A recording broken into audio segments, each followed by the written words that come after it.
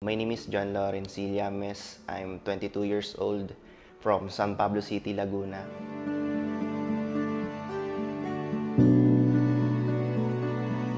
Ang naging sakit ko nga pala is bukol siya. Nagsimula po siya sa bukol na kala po namin is kulani. Hanggang sa lumalaki po siya and then kumikirot. Doon na po kami natakot ng mother ko.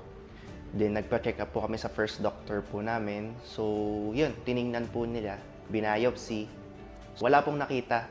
So pinagpipilian po ng doktor, maalin man daw po sa cyst or pigsang lubog. Ngayon, niresetahan po kami ng gamot na antibiotic pampagaling po ng sugat. Bad news po, wala pong nangyayari nung umiinom po ako ng antibiotic.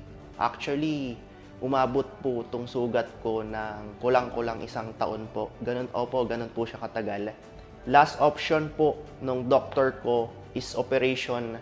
Delikado na po kasi para pong baka daw po mahagip yung heart ko. Sobrang hirap po sa akin kasi isa po akong estudyante.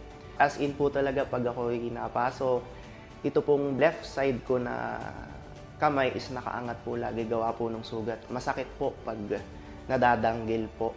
Kinukuhanan nga po kami ng 60,000 noon. 7 days po kami pinagitan noon ng doktor. Pagka-uwi po namin ng bahay, tumawag po yung tito ko. Best friend po siya ng upline ko.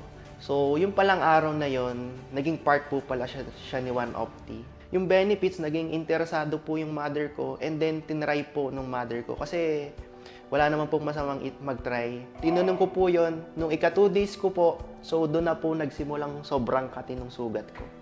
Sabi po ng upline ko, tuloy-tuloy daw po at nag-healing process po. So, nung ika-3rd day ko po na pag-inom, yung last battle po na yon, so doon po nagulat yung mother ko nung lilinisin po yung sugat. So, napakalaking pagbabago po doon sa sugat. Kaya pala po siguro, kumikirot, siguro po naghahakot po ng laman. Ika-4 days, 5 days, and 6 days, doon na po yung healing process na paliit po siya. Di ba po sabi po ng doktor, 7 days bumalik po kami sa kanya, 6 days po bumalik po agad kami, then pinatingnan po namin yung sugat ko kung ooperahan pa po ba or hindi. Good news po, wala pong lumabas, then doon na po kinancel po yung operation. Napaka tuwa ko nun, as in, agad-agad po ang tumawag sa mother ko, then sinabi ko po yung good news po, and then yun, sobrang laking tulong po talaga.